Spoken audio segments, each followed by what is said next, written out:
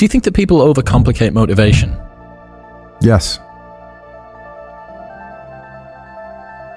I find that discussions about motivation, a lot of the time, I mean, you are the soundtrack to a lot of motivation compilation videos. That's right, yeah. Motivation Universe, 40-minute, get up and get after it, Jocko video. So I think that a lot of the discussions about motivation can cause people to believe that there's some magical state that they need to be in before they do something. Yeah, and as I've said since day one, motivation is a feeling that comes and goes, and it doesn't matter whether it's there or not. Discipline is infinitely more important.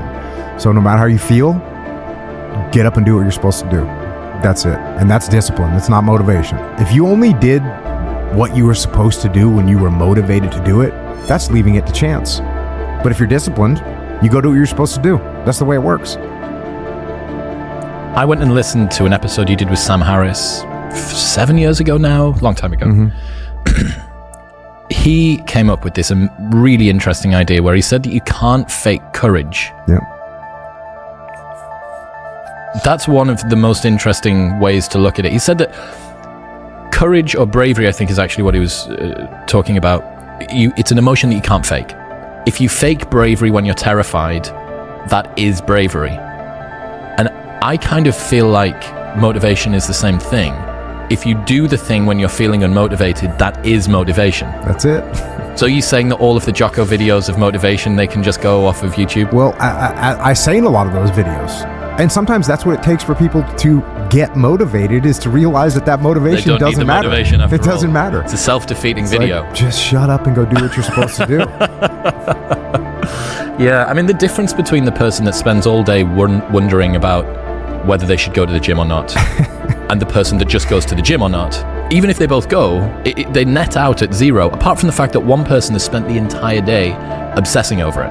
Yeah, and probably wasting some brain power on it.